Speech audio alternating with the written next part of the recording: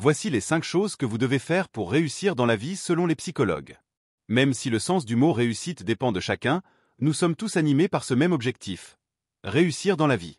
En fin de compte, nous voulons tous avoir un travail qui nous passionne, une bonne situation financière et professionnelle, une famille et des amis qui nous soutiennent et nous aiment inconditionnellement.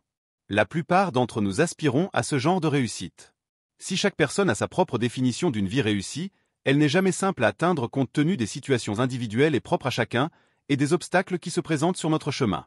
Mais ce qu'on tend souvent à oublier, c'est qu'il existe une clé pour y parvenir. Adopter le bon état d'esprit. Il ne s'agit pas d'avoir une mentalité de requin, ni de piétiner les autres pour atteindre nos objectifs. Il y a 5 façons de penser que nous devons adopter d'urgence si nous voulons vraiment réussir. Et nous n'inventons rien, c'est ce que de nombreuses études en psychologie établissent. La méthode du renforcement positif. Les recherches sont formelles.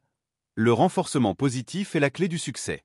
L'objectif est de récompenser chaque bon comportement ou travail bien exécuté, mais sans nous punir pour nos échecs ou nos erreurs. À chaque réussite, sa récompense. Il peut s'agir de s'offrir un petit quelque chose ou de passer du temps avec un proche.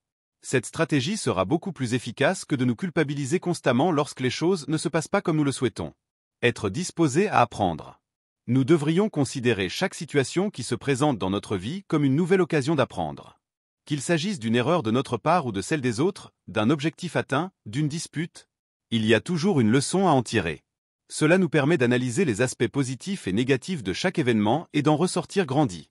En tenant compte de nos expériences passées, nous pouvons nous fixer de nouveaux objectifs sur la base des leçons que nous en avons tirées. Être reconnaissant de ce que nous avons vécu et des opportunités que la vie nous a offertes permet d'entrer dans une dynamique d'amélioration constante. Rechercher la productivité. Pour réussir dans la vie, il est indispensable d'être productif, c'est-à-dire de se concentrer sur nos performances et notre façon de faire. L'idée est de toujours viser la qualité dans tout ce que nous entreprenons, sans se concentrer exclusivement sur le résultat. Avec un tel état d'esprit, nous ne pensons pas seulement à ce que nous faisons, mais aussi à la manière dont nous le faisons.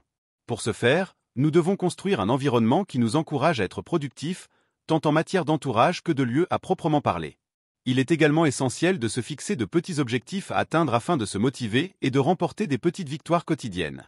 Voir différemment les situations stressantes. C'est parfois très compliqué, mais nous devons nous efforcer de voir les situations stressantes d'un œil nouveau. Au lieu de nous laisser abattre et de sombrer, le mieux est de les voir autrement et de les considérer comme un défi à relever. Ainsi, nous pouvons trouver des solutions pour surmonter les obstacles qui se trouvent sur notre chemin, ou du moins apprendre à gérer la panique. L'effet Pygmalion. L'effet Pygmalion fait référence à l'influence possible des autres sur nos performances. Nous pouvons ensuite attendre de bonnes choses de leur part car nous leur transmettrons cette positivité par nos paroles, nos actes et notre comportement. Non seulement ils auront la motivation de réussir, mais cela nous encouragera également à accueillir les bonnes choses pour nous-mêmes.